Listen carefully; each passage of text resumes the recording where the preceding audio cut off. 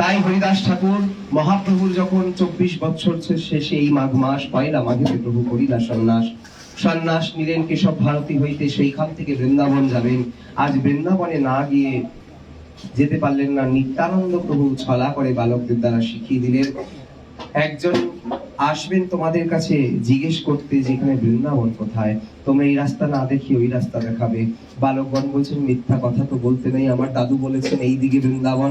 বলে দাদু বলেছেন বৃন্দাবন ঠিক, এই দিকেও আর একটা বৃন্দাবন। বলে তাই নাকি? বলে হ্যাঁ। বলে যিনি আসছেন তিনি যেখানেই যাবেন সেই স্থানটি বৃন্দাবন, তাহলে তোমার দাদুর কথাও সত্য এইটাও সত্য। ঠিক আছে তবে তাই হোক। নিতাই চাঁদ মহাপ্রভু এসে নৃত্য করতে করতে আসছেন, বালকগণ দেখে বলছেন এই তো সেই ব্যক্তি। বালকগণকে দেখে মহাপ্রভু বলছেন এই তো বৃন্দাবন চলে এসেছি, এই তো নবকিশোর বালকেরা ব্রজ বালকেরা সবাই খেলছেন। বলো কোথায় মোদের মুরলী বদন, কোথায় মোদের মুরলী বদন, একবার দেখাও এনে। বালকগণ বলছেন কে মুরলী বদন, কোথায় যাবেন আপনি? বৃন্দাবনে। বলে এই তো বৃন্দাবনে এই রাস্তায় শান্তিপুরের দিক দেখাবে। তো মহাপ্রভু নাচতে নাচতে ওই দিকেই যাচ্ছেন প্রেমে বিভোর হয়ে। বৃন্দাবনে যাব, বৃন্দাবনে গিয়ে প্রাণনাথে ভেটিব। প্রাণনাথ মানে রাধিকার ভাবে বৃন্দাবনে গিয়ে প্রাণনাথ শ্রীকৃষ্ণের সাথে ভেট করবেন, দেখা করবেন। কিন্তু নিতাই চাঁদ পিছনে পিছনে আসছেন এইদিকে। সন্ন্যাসের লীলাটাও তো জানাই প্রায়। আজ গঙ্গাকে দেখে মহাপ্রভু যমুনার ভাবে বিভোর হয়ে এক ঝাঁপ দিয়ে পড়লেন। ঝাঁপ দিয়ে পড়েছেন। এইদিকে অদ্বৈত আচার্য প্রভু এসছেন খবর পেয়ে, সীতানাথ খবর পেয়ে এসেছেন। আর সীতানাথকে দেখে মহাপ্রভু যেন আবেশ কাটল, আরে আমি বৃন্দাবনে তুমি কেমনে জানিলা? অদ্বৈত প্রভু মুচি মুচি হেসে বলছেন, প্রভু তুমি যেথা আছো তাহাই বৃন্দাবন, মোর বাক্যে শান্তিপুরে তবে আগমন। এতক্ষণ জলগুলোকে কালো যমুনার মতন দেখছিল, এখন জলের দিকে তাকিয়ে দেখেন তো গঙ্গা যমুনা নয়। তবে এই ছলটি কে করলো? অদ্বৈত প্রভু আর চোখে যেন নিতাই দিকে তাকাইলো। নিতাইকে দেখে বুঝতে পারলেন, ও শ্রীপাদ তুমি আমার সাথে এই ছলা করলে, তুমি আমার বৃন্দাবন যাওয়াতে ব্যাঘাত ঘটালে। শ্রীপাদ মুখে চুপ। খানিকের জন্য শ্রীপাদের প্রতি একটু অসন্তুষ্ট হইলেও শ্রীপাদকে তুলে শ্রীপাদের আহ্বানে, অদ্বৈত প্রভুর আহ্বানে প্রভুর গৃহে গেলেন। সেখানে সীতানাথ সব বুঝাইলে, তোমার মাতৃদেবী বৃদ্ধা, মা বিষ্ণুপ্রিয়া দেবীর কথা উচ্চভাবে প্রকাশ করলেন, কিন্তু সন্ন্যাস নিয়েছেন তো তার সামনে স্ত্রীর কথা বলবেন না। সেইভাবে কোথাও মহাপ্রভুর সামনে মা প্রিয়াজির কথা কেউই বলেন নাই। মর্যাদা, এটাই হচ্ছে মর্যাদা। কে জানে আমাকে সকালে জিজ্ঞেস করছিলেন, ও বলছিলেন মর্যাদা হয় সাধুর ভূষণ, মর্যাদা লঙ্ঘিলে নরকে গমনী, কথাটা কেন মর্যাদা? এই হচ্ছে মর্যাদা, যে সন্ন্যাসীর সামনে তার স্ত্রী কথা বলা যাবে। তো আজ মহাপ্রভু সীতানাথের গৃহে গিয়েছেন। সীতানাথ বুঝাইলে, ঠিক আছে মাতৃদেবীকে দর্শনের জন্য বড় আশার কথা বললেন। এইদিকে শ্রীবাস ঠাকুর গিয়ে বললেন, মা তুমি শিগগিরই তাড়াতাড়ি তৈরি হও, তোমার পুত্র নয়নের মণি নীলমণি নিমাই সে এসেছেন। মা তো মহাপ্রভু চলে যাওয়ার পর থেকে আর কাপড় টাপড় ছাড়েনি, ওই কাপড়েই বসে আছে।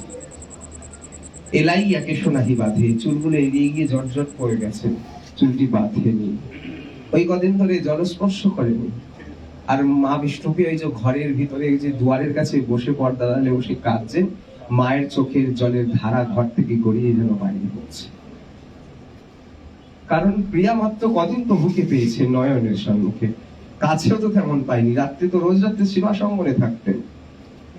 যেদিন পেয়েছে আঁচলে আঁচলে বেঁধে রেখেছিল, সেই দিন আবার মহাপ্রভু আঁচলটিও খুলে গেছেন। ফুলের মালাটি গেঁথেছিল নিজে হাতে বিনা সুতায়, মালাটিও তার হাতের কাছে রেখে গেছেন। আর নিদ্রাকে বলেছে, নিদ্রা তুমি এসে বসো এদের চোখে, নাইলে আমি যে জগৎ উদ্ধারের জন্য বেরোতে পারছি না। গদাধর বলে আমার প্রাণবধুয়া চলে যাবে, নিতাই তো খবর দিয়ে রেখেছেন। গদাধর নৌকার ঘাটে পালটিকে দাঁতটিকে চুরি করে রেখে দিয়েছেন। বলে যাবে তো তুমি এই ঘাট হয়েই ওই পারে, ওই পারে মানে কাঞ্চননগরে কাটোয়ায়। যদি নৌকায় পাল না থাকে, দাঁড় না থাকে, যাবে কি করে? দাঁতটিকে লুকিয়ে গদাধর রয়েছেন। কিন্তু সবাই যেন সেদিন নিদ্রার মোহে আচ্ছন্ন হয়ে কি হয়ে রইলেন, ঘুমিয়ে রইলেন। মহাপ্রভু ঠিক পার হয়ে সন্ন্যাসাদি নিয়ে এই লীলা করলেন। তাই আজ মাকে বলছেন, মা ওই কাঁদো কাঁদো মুখে হাসি পেলেন, যেন মরা শরীরে প্রাণ ফিরে পেয়েছেন। ও মা বিষ্ণুপ্রিয়া, কই গো বৌমা, যাও যাও, শিগগিরই শিগগিরই কাপড়টি পরে এসো মা। নিমাই যে ডেকে পাঠিয়েছে, নিমাইয়ের কাছে যেতে হবে। শ্রীবাস পণ্ডিত নতমস্তকে করুণ স্বরে বলে উঠলেন, মা তোমার পুত্র এখন সন্ন্যাস নিয়ে আছে। সন্ন্যাসীর যে স্ত্রীমুখ দর্শন নিষেধ, তাই প্রিয়াজিকে কোনোভাবেই সেই স্থানে নিয়ে যাওয়া যাবে না। বিষ্ণুপ্রিয়া মা মনে মনে একটু আশ্বাস পাচ্ছিলেন। এই কথা শোনার পরে হৃদয়টি ভেঙে গেল। এমন ভাবে কাঁদতেন মা বিষ্ণুপ্রিয়া যেন জোরে আওয়াজ না হয়। বলে কেন? বলে আমার মুখের আওয়াজটা যদি একটু জোরে হয় তাহলে জনম দুঃখিনী মা আরো বেশি কাঁদতেন। মা নিজের মুখে কাপড়টি দিয়ে কাঁদতেন যেন আওয়াজও না হয়, মা যেন শুনতে না পারে।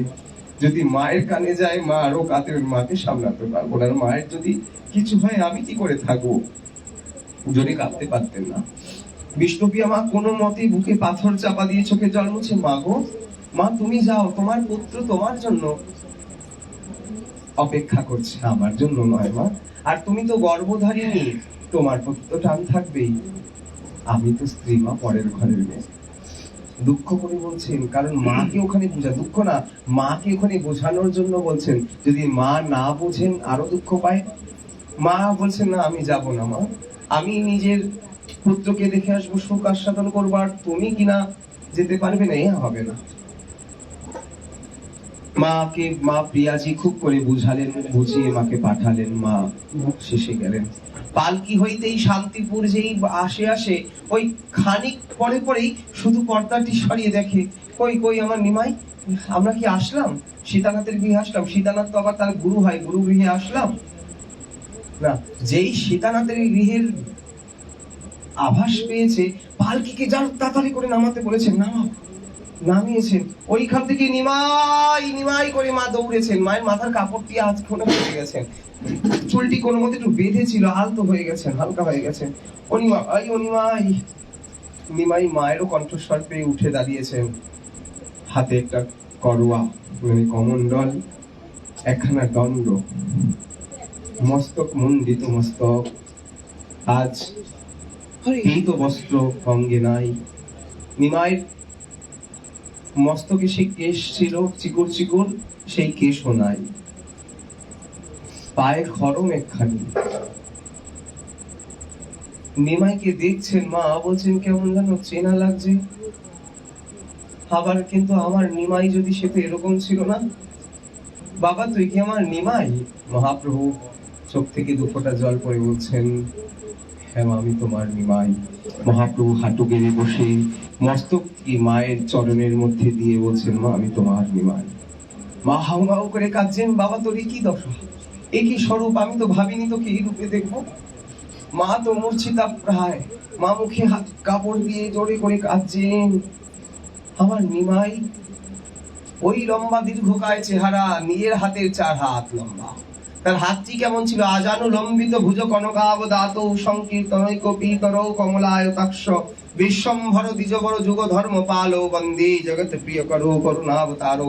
যার হাতটাই ছিল হাঁটুর নিচ অব্দি, এত বড় হাত বলছেন, সে তার হাতে 4 হাত লম্বা। মহাপ্রভুর উচ্চতা ছিল 7 ফুট 9 ইঞ্চির মতো, 8 ফুটের মতন লম্বা ছিলেন মহাপ্রভু। তার প্রমাণ মহাপ্রভুর চরণ চিহ্ন ঝাড়িখণ্ডের পথে অথবা পুরীতে গেলেই বোঝা যাবে, যার চরণ চিহ্নটাই 18 ইঞ্চি। পাথর বিগলিত হয়ে চরণের ছাপ পড়েছে, 18 ইঞ্চি চরণের চিহ্ন। 18 ইঞ্চি যদি একটি চরণের চিহ্ন হয়, তার উচ্চতা কত হতে পারে? আচ্ছা যাক, তা নয় গেলাম। হাঁটু গেড়ে পড়ে গেছিলেন আলালনাথে গিয়ে, আর নিতাই আমার প্রস্তর খণ্ড রূপে শুয়েছিলেন। আলালনাথের পাথরটি কত বড়, সেইখানে অত বড় পাথরটির মধ্যে যদি একজন হাঁটু গেড়ে পড়ে যায়, সেই শরীরটি যখন উঠে দাঁড়াবে তাহলে কত লম্বা হতে পারে। তা নাই গেল। মহাপ্রভু তার কোমর বরাবর হাতের জায়গায় হাতটিকে রেখে 3টি আঙ্গুল দিয়ে জগন্নাথকে দেখে বলতেন, সেই তো প্রাণনাথ পাইনু যাহা লাগি মদন দহনে ঝরি গেনু, সেই তুমি সেই আমি সে নব সঙ্গম, তথাপি আমার মন ভরে বৃন্দাবন। প্রভু বৃন্দাবনে উদয় করাও তোমারই চরণ। রাধাভাবে ভাবাবিষ্ট হয়ে মহাপ্রভু গরুর স্তম্ভের পিছনে দাঁড়িয়ে থাকতেন আর বলতেন, গরুর স্তম্ভের তলে আছে নিম্নখালে সেখাল ভরিল প্রভুর নয়নের জলে। এই যে মহাপ্রভু জগন্নাথ দর্শন করতেন কোমরের কাছে হাত দিয়ে, সেই হাতটি যদি এখন সেই চিহ্নগুলো দরজার পাশে এখনো আছে, 3টি আঙ্গুলের চিহ্ন, দেখবেন আমাদের বুকের কাছে হয়। কত বড় লম্বা হলে তার হাতটি কোমরের কাছে। এই দীর্ঘকায় চেহারা জননীর সামনে দাঁড়িয়েছেন, মা তো বুঝতে পারছেন, তাও যেন কারণ আমার নিমাই তো দেখতে এরকম ছিল না। তারপরে মহাপ্রভু নতমস্তকে মাকে প্রণাম করলেন, হ্যাঁ মা, আমি তোমার মা। গুরু গম্ভীর ভাবে মা যেন নিমাইকে বাৎসল্য স্নেহে জড়িয়ে ধরে কোলে নিলেন।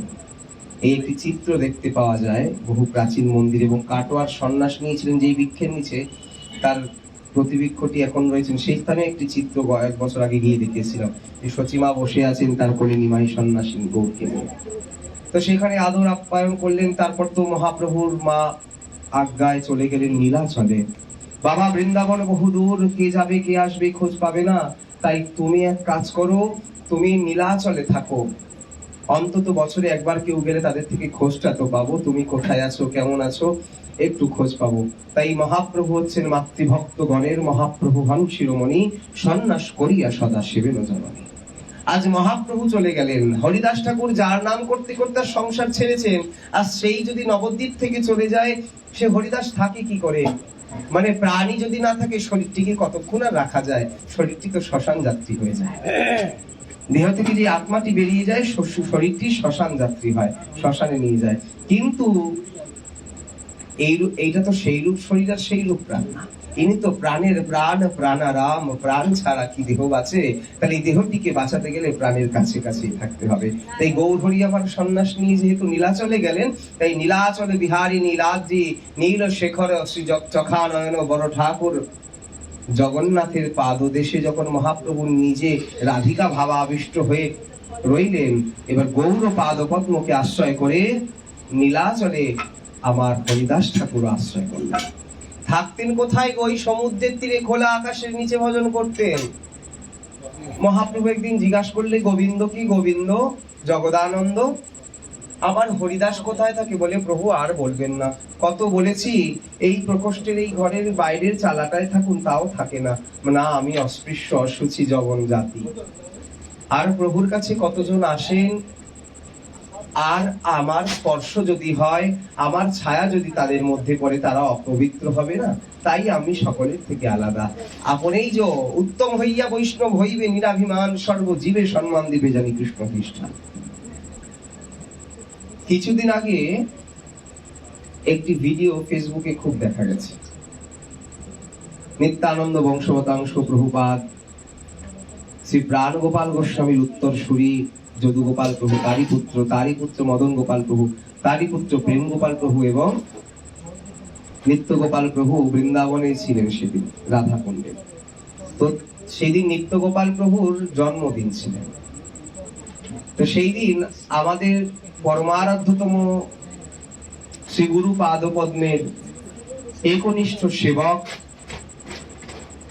আমাদের বড় গুরু ভ্রাতা, শিক্ষা গুরু স্বরূপ ও শ্রী গুরু স্বরূপী শ্রীমৎ বৈষ্ণবপদ দাস বাবাজি মহারাজ তাহাদের খুব আদর আপ্যায়ন যত্ন করছেন, একটি ভিডিওর মাধ্যমে দেখতে পেরেছি।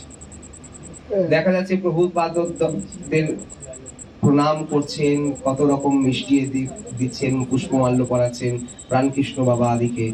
এইরূপ ভিডিও দেখে কিছু আমার মতন দুরাচারীরা মনে করি, বাবা আমার গুরুদেব কত বড় দেখেছো, বৈষ্ণবপদ বাবা প্রণাম করছেন। আসলে বিষয়টি তাই নয়। বৈষ্ণবপদ বাবা ওখানে বৈষ্ণবপদ বাবাকেই পূজা করছিলেন, কারণ উনিও গুরুতত্ত্ব, উনিও গুরুতত্ত্ব। যদ্যপি আমার গুরু চৈতন্যের দাস, তথাপি জানিয়ে তিনি তাহারই প্রকাশ। এখানে কোনো বংশের কথা বলা হয়নি, এখানে গুরুতত্ত্বের কথা বলা হয়েছে। বৈষ্ণবপদ বাবাও গুরুতত্ত্ব, গুরুতত্ত্বে অধিষ্ঠিত হয়ে তিনি আরেক গুরুকে প্রণাম করছেন। তিনি বংশের মর্যাদা দিচ্ছেন, নিত্যানন্দ বংশ সব নিতাই করি মানি রামদাস বাবাজি মহারাজের কথা। বাবাজি মশাই বলছে নিত্যানন্দ বংশ। আমার গুরু মহারাজজিকেও দেখেছি, ছোট হোক বড় হোক, কোন প্রভু বংশ আচার্য বংশ আসলে তাদেরকে প্রণাম করতেন, চরণে হাত দিয়ে করতেন। তাই এমন গুরুর এমন শিষ্য হবে না তো আমার মতন দুরাচারী হবে। তবে এই বিষয়টিকে নিয়ে যদি কেউ ক্রিটিসাইজ করে, আমার গুরুদেব কত বড়, তিনি প্রণাম বলছে এটা মূর্খের মতন। বাংলাদেশ থেকে প্রভুপাদ রতন কৃষ্ণ গোস্বামীজি কিছু শিষ্যের কথা, তো রতন কৃষ্ণ গোস্বামী প্রভু বাংলাদেশে যান, ওনারও অনেক শিষ্য আছে। ওনার একটি কথা বাংলাদেশে খুব হয়েছে, ভাইরাল হয়েছে। কথাটি, ভক্ত হও বিভক্ত হইও না। সবাই ভক্ত হয়ে আমরা একত্রিত থাকি, যেন বিভক্ত না হই। প্রভুপাদের এইরূপ মনোমানসিকতাকে সমগ্র বৈষ্ণব জগৎ সাধুবাদ জানিয়েছেন, খুব সুন্দর কথা। কিন্তু এই আমার মতন দুরাচারী কিছু ব্যক্তি, যেহেতু প্রভুপাদগণ বৈষ্ণবপদ বাবার কুটিয়াতে যান, প্রণামাদি করেন, বৈষ্ণবপদ বাবা বংশের মর্যাদা, নবদ্বীপ ধাম থেকে প্রভু বংশ, আদর আপ্যায়ন, চরণ জল করা, তাদেরকে আরতি করা ইত্যাদি করা, এই দেখে বাংলাদেশের প্রভুপাদের কিছু শিষ্য বৈষ্ণবপদ বাবার শিষ্যদেরকে কিছু মনে দুঃখ দিয়ে, দেখেছো আমাদের গুরুদেব কত বড়, অমুক তমুক, এই হয়েছে ওই হয়েছে। আজকে ইচ্ছা করে লাইভে কথাটা বলছি, কারণ সকলের শোনা দরকার, সমস্ত রকম মানুষ তো থাকে। তো ছেলে বৈষ্ণবপদ বাবার কোন এক শিষ্য দুঃখ করে আমাকে বলছেন, কাকাজি জানেন তো, বাবা ওনাদেরকে সম্মান শ্রদ্ধা করেন, উঁচু আসন দেন, কারণ আমরা তো সকলে করি, আমাদের গুরুবর্গের এটাই আদর্শ, বা মহাপ্রভুর প্রেম ধর্মের এই তো আদর্শ।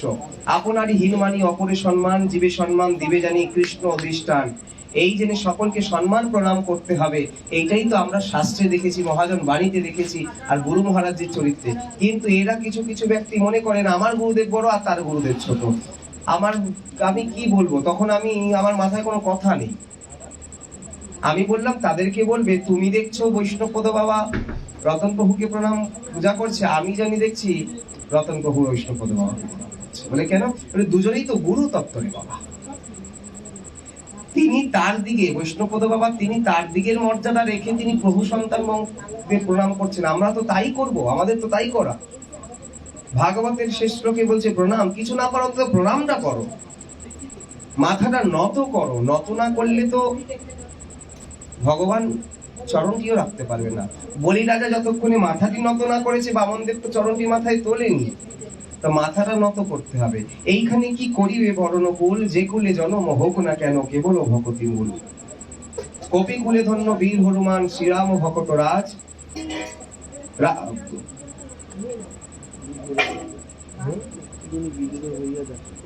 বিদুর হই রাক্ষস কুলে, বিদুর হই রাক্ষস কুলে, বিভীষণ আসি বৈষ্ণব ঈশ্বর সবার মাঝে। বলো না কি কুল বিদুরের ছিল। এইভাবে প্রেমানন্দের মনোশিক্ষা বলছে, এখানে জাতি ধর্ম বর্ণ আর জাতপাত আর বংশের গৌরবে ভগবানকে পাওয়া যায় না, কিন্তু তা বলে আমরা ভগবান বংশের অমর্যাদা করবো তা না। নিত্যানন্দ বংশ এসছেন, প্রভুর বংশ, আমরা সেই স্বরূপেই সম্মান শ্রদ্ধা প্রণাম করব। অদ্বৈত বংশ, অদ্বৈত প্রভুর সম্মান ভাবে শ্রদ্ধা করব। ঠাকুর মহাশয় পরিবারভুক্ত কোন আচার্য বংশ এসেছেন, শ্রদ্ধা করব। ধনঞ্জয় পণ্ডিত ঠাকুর বংশী কোন গোস্বামী প্রভু এসেছেন, শ্রদ্ধা করব। কাকে না সেই যার বংশ তার জ্ঞানে শ্রদ্ধা করব। কিন্তু এইটিকে নিয়ে আমার মতন স্বল্প বুদ্ধি সম্পন্ন কিছু শিষ্যরা এই নিয়ে জল্পনা কল্পনা করে, আরে তা নয় তা নয়, এটা উত্তম ব্যক্তি মাথা নত করতে পারে, আবার উত্তম ব্যক্তি প্রণাম সহ্য করতে পারে।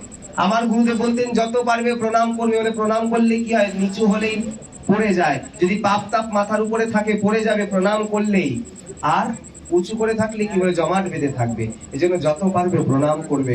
বলে প্রণাম করাটাই যত সহজ আর প্রণাম নেওয়াটা ততটাই কঠিন। বলে কেন? বলে প্রণাম নিলে সব নিয়ে নিতে হয়, আর প্রণাম করলে সব দিয়ে দেওয়া যায়। প্রণাম করবে যত। কিন্তু গুরু মহারাজ সব অবস্থায় মাথা নত, শিষ্যরা প্রণাম করলেও শিষ্যদের মাথা নত করে হাত জোর করতেন। এর জন্য এই জিনিসগুলোকে নিয়ে কোনো বাহবা দেখানোর নয় যে উনি ওনাকে পূজা করছেন, নালে এটা তো সকলেরই উচিত।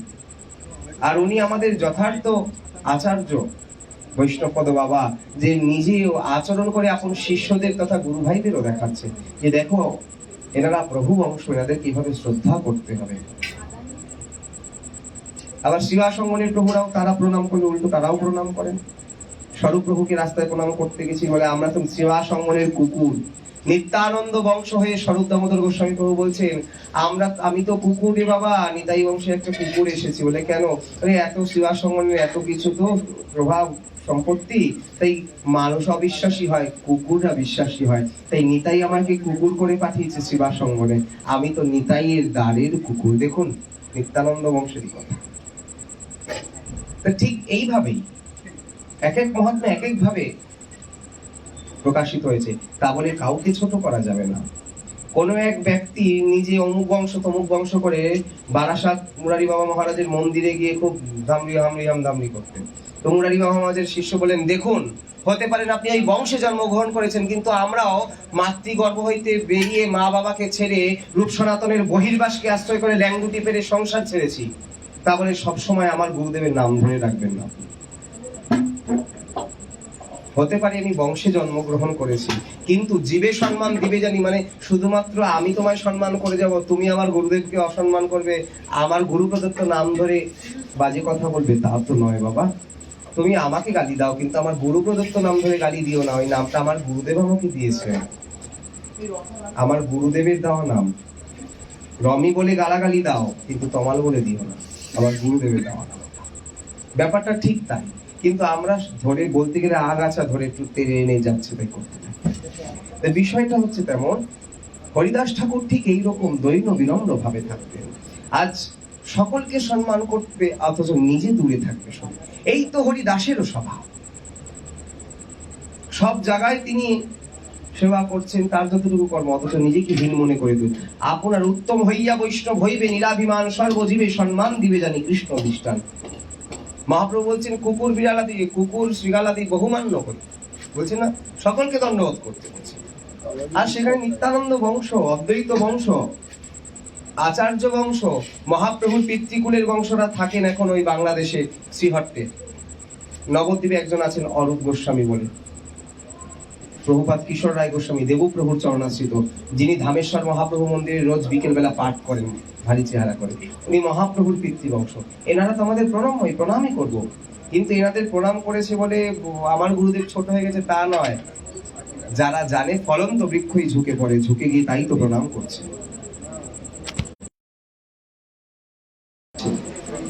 এই নিয়ে কাউকে ছোট বড় করতে নেই, এই নিয়ে কাউকে ছোট বড় করতে। স্বরূপ দামোদর প্রভু আমার গুরুদেবকে প্রণাম করছে, উনি আবার ওনাকে প্রণাম করছে। কি মানে লীলা! এই যে বৈষ্ণবের ক্রিয়া মুদ্রা বিজ্ঞে না বোঝায়। আজ হরিদাস ঠাকুর নীলাচলে মহাপ্রভুর শ্রদ্ধেয় রইলেন, কত লীলা করছেন। হরিদাস ঠাকুর কি পাবেন? মহাপ্রভুর জন্য জগন্নাথের মহাপ্রসাদ আসতেন, সেই জগন্নাথের মহাপ্রসাদ পাওয়ার পরে সেই প্রসাদ গোবিন্দকে দিয়ে মহাপ্রভু হরিদাস ঠাকুরের কাছে পাঠালেন। এই এক এক করে অনেকটা দিন চলে গেল। একদিন জগদানন্দের হাতে মহাপ্রভু একটা প্রসাদ আর কাপড় বস্ত্রাদি দিয়ে সীতানাথের জন্য আর মায়ের জন্য দিয়ে পাঠিয়েছেন। দিয়ে পাঠিয়ে প্রণাম মায়ের কইও, আমার হইয়া মায়ের কইও নমস্কার, আমার হইয়া চরণ ধরিও তাহার। মহাপ্রভু আক্ষেপ করে বলছেন, মাকে বলিও যে আমি সন্ন্যাস নিয়ে আর কি করলাম, তেমন কিছু করলাম না, মায়েরও সেবা করলাম না, দুঃখ নিরাজ পরাণ কি বা করলাম, আক্ষেপ করে বলছেন। মা সমস্ত কথা শুনলেন, মহাপ্রভুর কুশল মঙ্গল জিজ্ঞেস করলেন, মাকে নির্মাল্য প্রসাদী বস্তু দিলেন। এইদিকে সীতানাথের কাছে গেলেন। সীতানাথ তখন একটি চিঠি লিখলেন, বাউল রে কইও লোকে হইয়াছে বাউল, বাউল রে কইও না বিকায় হাটে না বিকায় চাউল, বাউল রে কইও ইয়া হইয়াছে বাউল, বাউল রে কইও কইয়া পাঠাইয়াছে বাউল। এই তর্জাটা জগদানন্দ এসে দেবেন কার হাতে? মহাপ্রভুকে, কিন্তু স্বরূপ দামোদরের হাতে দিলেন। কেন?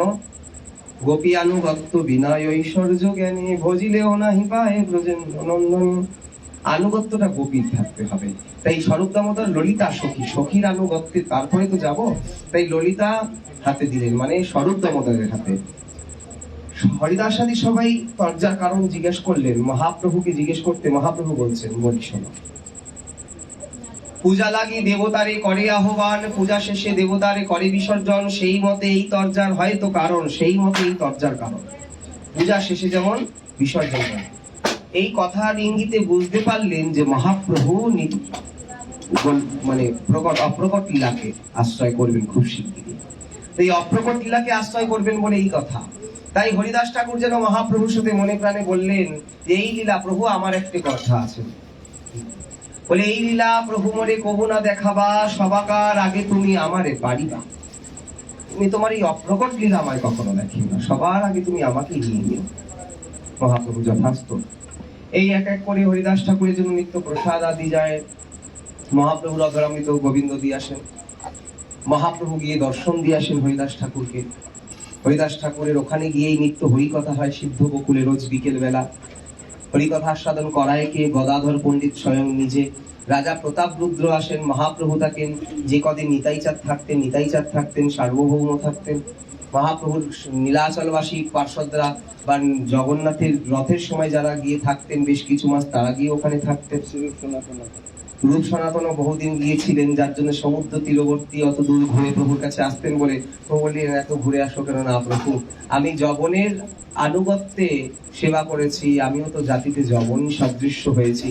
আমার ছায়া যদি কারো গায়ে পড়ে, পুরোহিত রাজপান্ডার গায়ে, তবে তো তার ধর্ম নষ্ট হবে, সেবার সব কিছু নষ্ট হবে। তাই মহাপ্রভু সনাতনকে বলছেন, শোনো সনাতন, তোমার দৈনে ফাটে মোর বুক। তুমি এত দৈন্য করো না সনাতন, তোমার দৈনে আমার বুক ফাটে। এই সব লীলা নীলাচলে হয়েছেন সব হরিদাস ঠাকুরের সম্মুখে। এই মহাপ্রভুর যে অপ্রাকৃত লীলা সমস্ত হরিদাস চোখে দর্শন করেছেন। বলে কি? বলে সে হরিদাস বলে সব লীলাকে দর্শন করেছেন। এই জগতে যত হরিদাস, কেন ভগবত লীলাকে দর্শন করবেন না? তাই তো তারা গুরু প্রদত্ত শ্রী স্বরূপে সমস্ত লীলা দর্শন করতে সক্ষম হয়। তবে সদগুরু চরণাশ্রিত হতে হবে। এইভাবে আজ হরিদাস ঠাকুর বৃদ্ধ মহাপ্রভুর কানে আসলো। মহাপ্রভু গিয়ে দেখতে আসলেন। হরিদাসকে বলছেন, হরিদাস সিদ্ধ দেহ তুমি আগ্রহ কেন ধরো, এবে নাম সংখ্যা অল্প কিছু করো। হরিদাস ঠাকুর বলছেন, কোথায় প্রভু, কোথায় নাম হয়? নাম সব করতে পারে। হরিদাস ঠাকুর বলছেন, মহাপ্রভু জিজ্ঞেস করছেন, হরিদাস সুস্থ হও প্রভু হরিদাসের পুছিলা। হরিদাস বলছেন, সুস্থ হয় শরীর মোর, অসুস্থ বুদ্ধি মন। বলে কেন? বলে নাম সংখ্যা না হয় পূরণ। বলে শরীরটি তো ব্যাধির মধ্যে এটি আসবে, এটিকে নিয়ে অসুস্থ করে পড়ে থেকে নেই, কিন্তু আমার নাম সংখ্যা পূরণ হচ্ছে না। তাই প্রভু শরীর সুস্থ মোর, অসুস্থ বুদ্ধি মন। কেন? বুদ্ধিমনটা চঞ্চল, তাই নামে একাগ্রতা আসছে না। অথচ সে সিদ্ধ হয়ে রয়েছে, এখন নাম করুক না করুক।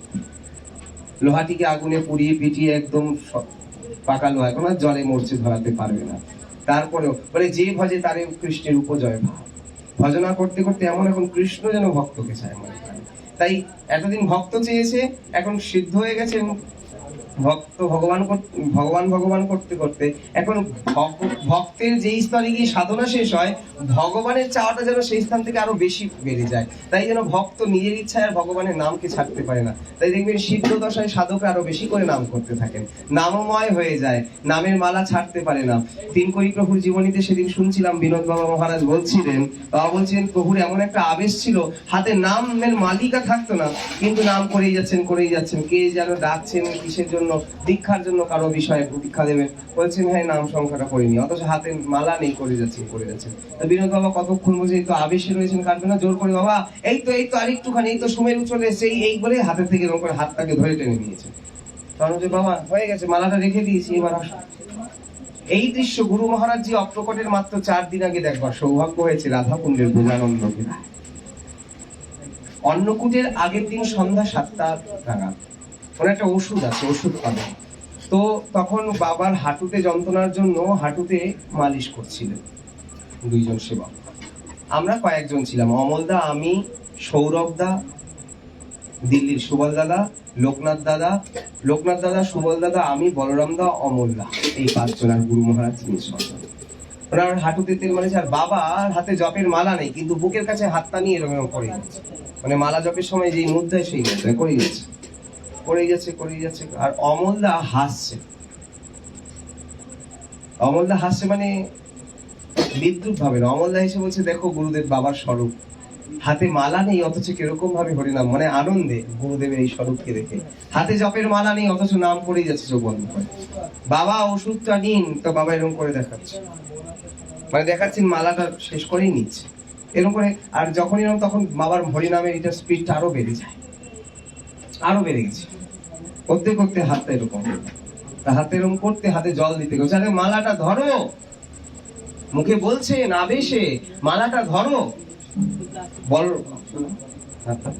বাবার হাত থেকে অমলদা এইরকম ভাবে হাতটা করলেন, এরকম করার পর এবার হাতটা এরকম করছেন, এবার হাতে বড় জগ নিয়ে জল দিয়ে আসছেন যে হাতটা ধুয়ে প্রসাদ পাবেন। ওই জল নিলেন না, আগে পিচকুটা দিয়ে জল দিলেন, মালা করেছেন ওই আবেশেই হাতে পিচকু দিয়ে জল নিয়ে হাতটা ধুলো, এরপরে ভালো করে হাতটা ধুলেন। মালার হাতের জল এদিকে ধুয়ে ফেলবেন, একটু জলে হাতটা এরকম করে নিয়ে তারপরে বেশি করে জল।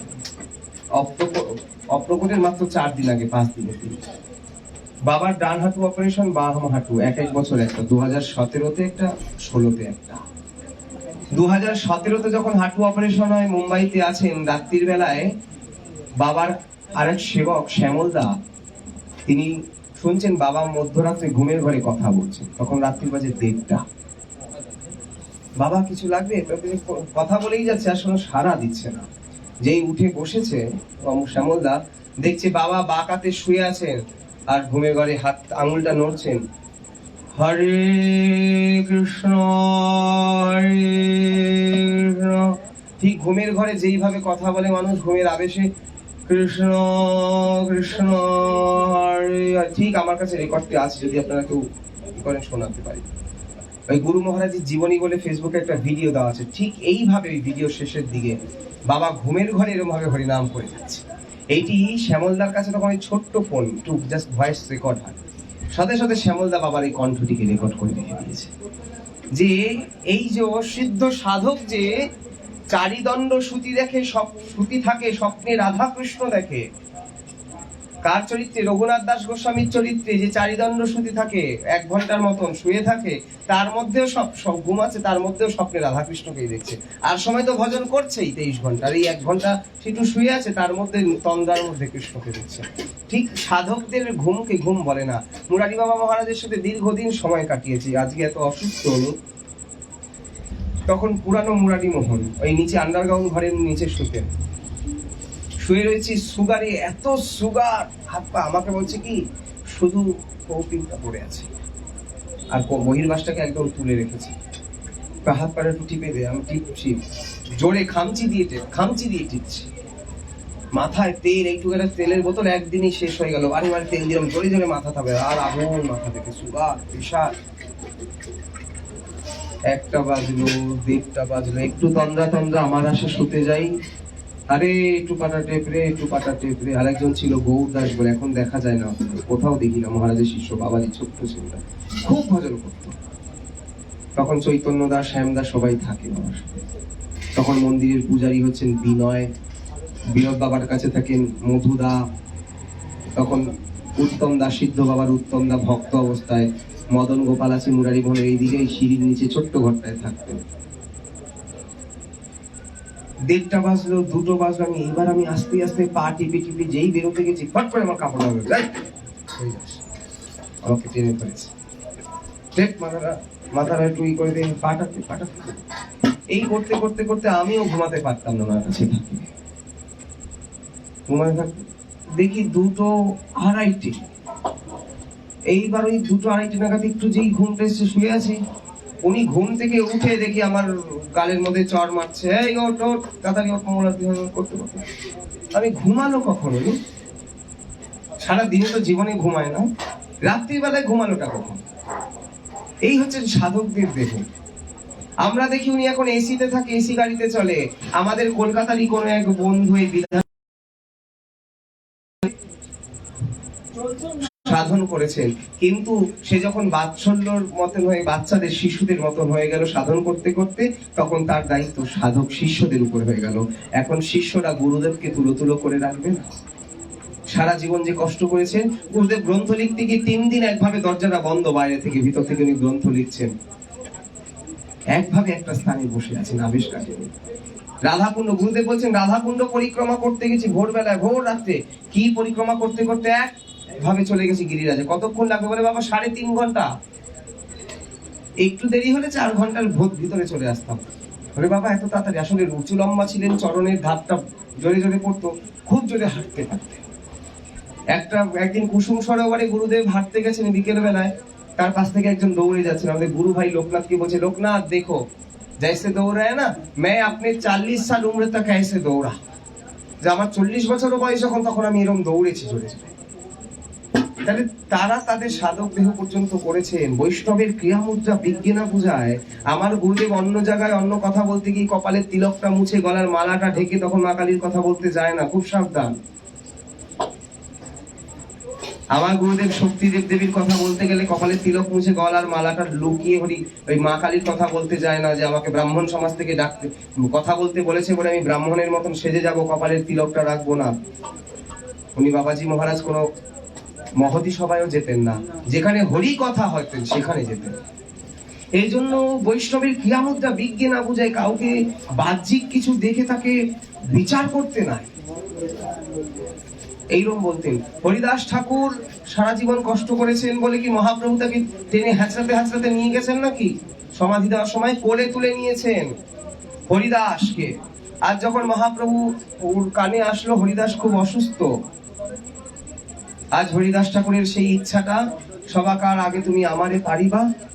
অনন্ত চতুর্দশীর প্রাককালে মহাপ্রভু গিয়ে পৌঁছেছেন, হরিদাসের ওই অবস্থা দেখলেন, হরিদাস মহাপ্রভুর দিকে তাকিয়ে আছেন, প্রেম ও নেত্রে চেয়ে আছেন হরিদাস মহাপ্রভুর দিকে। মহাপ্রভু ওই বকুল বৃক্ষের পিণ্ডার উপরে, বেদিটির উপরে বসলেন। হরিদাস মহাপ্রভু দুইটি চরণকে হৃদয়ে ধারণ করলেন, দুইটি চরণকে হৃদয়ে ধারণ করে দুই নেত্র ভৃঙ্গ প্রভুর মুখপদ্মে দিলা। নেত্র ভৃঙ্গ মানে নেত্ররূপী মৌমাছি মধুকরকে মুখপদ্মে, পদ্মের উপরে বসিয়েছেন। অপলক নয়নে গৌর পাদ পদ্ম, গৌর মুখকমল বদন কমল হইতে পিবত পিবত মধু পান করছেন, যেন নয়নে পান করছেন। পান করতে করতে করতে সেইভাবে বিভোর হয়েছেন। আর চরণ দুটি হৃদয়ে ধরেছেন, মুখে শ্রীকৃষ্ণ চৈতন্য নাম উচ্চারণ করছেন। শ্রীকৃষ্ণ চৈতন্য নাম করি উচ্চারণ, নামের সহিত প্রাণ করি। বলে হরিদাস ঠাকুর কি, নামাচার্য হরিদাস ঠাকুর কি, শ্রীকৃষ্ণ চৈতন্য মহাপ্রভু কি। এইবার হরিদাস ঠাকুর অপ্রকট হতে মহাপ্রভুর বেদনা, হায় রে হরিদাস ছেড়ে গেল, 3 লক্ষ হরিনাম কে শোনাবে, আর হরিদাস ছেড়ে গেল প্রাণী বাঁচাবা। হরিদাস আছিলা পৃথিবীর শিরোমণি, হরিদাস আড়াইয়া রত্ন শূন্য হইল মেদিনী। আক্ষেপ করছেন, জয় হরিদাস বলিহারি, যার লাগি গৌর ভিখারি। আজ মহাপ্রভু হরিদাস ঠাকুরকে আলিঙ্গন করছেন, প্রেমাবিষ্ট হয়ে অঙ্গনে নাচয়ে প্রভু, প্রেমাবিষ্ট হইয়া হরিদাসের তনু প্রভু কোলেতে উঠাইয়া। আজ হরিদাসকে সুন্দর করে আলিঙ্গন করতে পারছি। এতদিন যতবার হরিদাসকে আলিঙ্গন করতে গেছি, আমি ম্লেচ্ছ দুরাচারী ভজন বিহীন সুকৃতি বিহীন প্রভু, আমায় স্পর্শ করলে তোমার সব শেষ হয়ে যাবে, আমাকে স্পর্শ করো না। মহাপ্রভু আবার হরিদাস ঠাকুরকে বলতেন, তোমার পবিত্র গুণ নাহিকো আমাতে, তোমাকে স্পর্শ করি আমি পবিত্র হইতে। এমনকি অদ্বৈত প্রভুর পিতৃদেবের শ্রাদ্ধ পাত্র হরিদাস ঠাকুরকে নিয়ে মহাপ্রভু অদ্বৈত প্রভু খাওয়াচ্ছেন। বলছেন, প্রভু আমাকে কেন তুমি, আমি মৃচ্ছ দুরাচার। প্রভু অদ্বৈত আচার্য প্রভু বলছিলেন, হরিদাস ঠাকুরকে বলেছেন, তোমারে খাওয়াইলে হয় মোর শত ব্রাহ্মণ ভোজন। তোমাকে খাওয়াবো না তো কাউকে খাওয়াবো, তোমাকে খাওয়াইলে হয় মোর শত ব্রাহ্মণ ভোজন। এই হরিদাস, যাকে নিয়ে আজ মহাপ্রভু কোলে তুলে নিয়ে নৃত্য করছেন। আজ হরিদাসে বিমানে চড়ি, বিমান মানে পালকি দোলা বানালেন, তাহাতে সাজিয়েছেন সুন্দর করে। জগন্নাথের প্রসাদী পুষ্পমালা আদি নিয়েছেন, চন্দন নিয়েছেন, মহাপ্রসাদ দিয়েছেন। আর বক্রেশ্বর পণ্ডিত খুব দারুণ নৃত্য করতে পারতেন, নানা রকম ভাব ভঙ্গিমায় বক্রেশ্বর পণ্ডিত নৃত্য করতে করতে যাচ্ছেন সামনে। হরিদাসী বিমানে চড়ি নেচে যায় প্রাণ গৌর হরি। সমুদ্রের দিকে নিয়ে গেলেন, সমুদ্রে স্নান করাইলো, আজ হইতে সমুদ্র মহাতীর্থ হইল। হরিদাসের পাদদক পিয়ে ভক্তগণে, হরিদাসের পাদদক সব ভক্তগণ পান করলেন। কাজ হরিদাস ঠাকুরকে নিয়ে মহাপ্রভু করলেন কি, নিজে হস্তে বালুকা খুললেন, তাহাতে বসাইলেন। আস্তে আস্তে দিও বালু, যেন না লাগে হরিদাসের গায়ে, হরিদাসের অঙ্গে ব্যথা লাগলে লাগে ওর গায়ে। বলে কেন, এটা প্রমাণ আছে? বলে প্রমাণ নাই। বেত্রাঘাত যতবার করেছিলেন সেই যে মহাপ্রভুর পিঠে এসে পড়েছিলেন 22 বাজারের বেত্রাঘাত। মহাপ্রভু আবার শুনিয়ে দিলেন, হরিদাসের অঙ্গে ব্যথা লাগলে লাগে মোর গায়ে। এই জগতে যত হরি ভক্ত আছেন, যত জন হরিকে ভজন করেন, ভগবানকে ভজনা করেন, তাদের অঙ্গে যদি কোনো কারণে একটু প্রহার পড়ে, সেটি ভগবান গ্রহণ করেন। আর তার প্রতিশোধ কিন্তু ভগবান করে। কারণ অহম ভক্ত পরাধীন, আমি ভক্তের পরাধীন। আর আমার ভক্ত, মোর মাতা পিতা ভক্ত, মোর গুরু ভক্ত, মোরে দিয়াছে নাম বাঞ্ছা কল্পতরু। আর সেই ভক্তকে যদি কেউ মারে, প্রহার করে, তাহলে ভগবানও সহ্য করতে পারে না।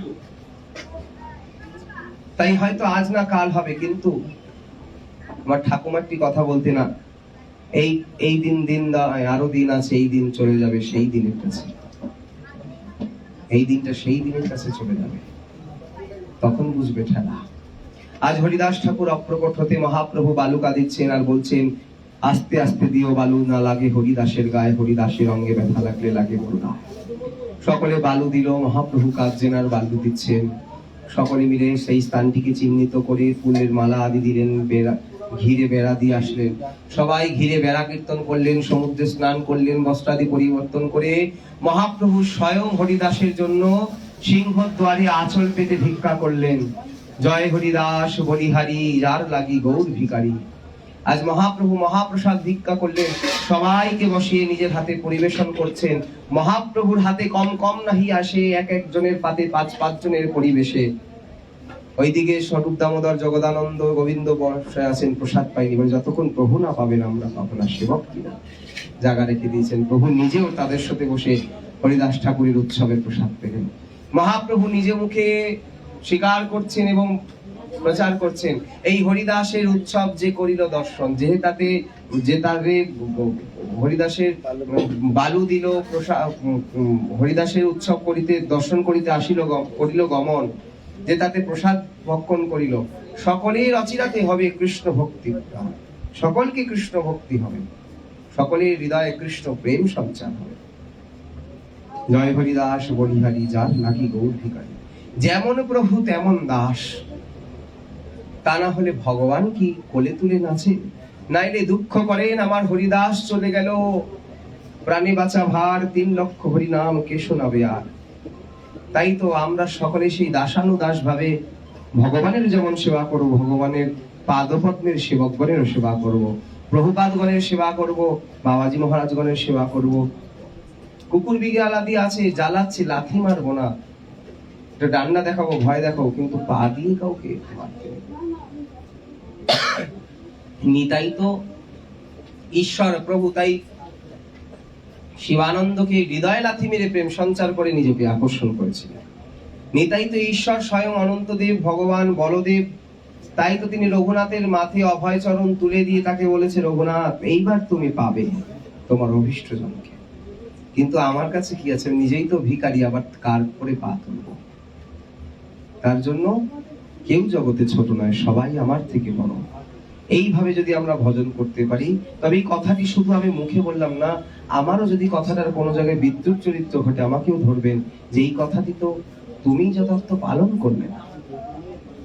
তা না হলে মুখের কথা মুখেই রয়ে গেল, যথার্থ জীবনে পালন করলাম।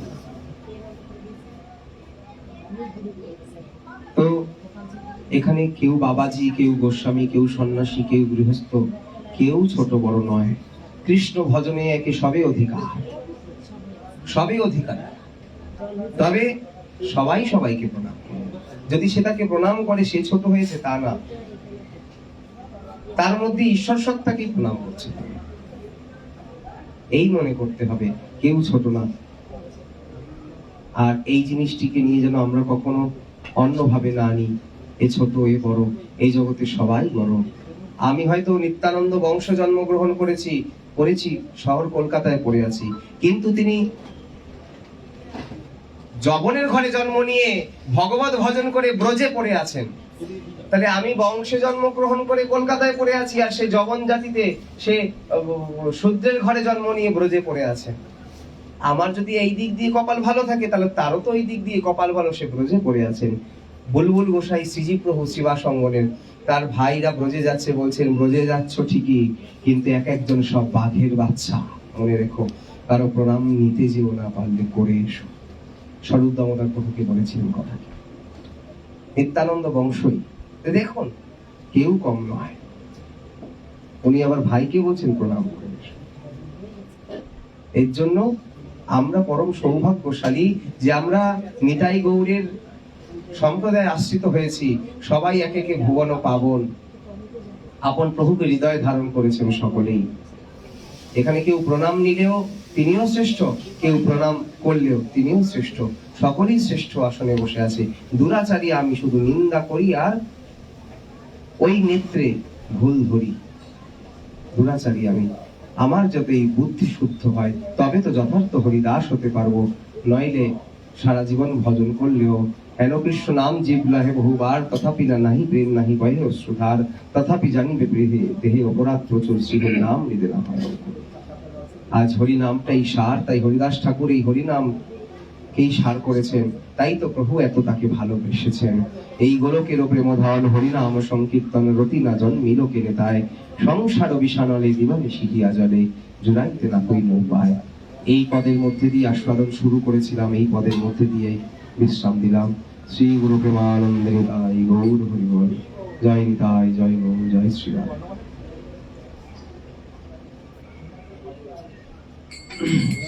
জয় জয় রাধে কৃষ্ণ গৌর, জয় জয় রাধে কৃষ্ণ গৌর,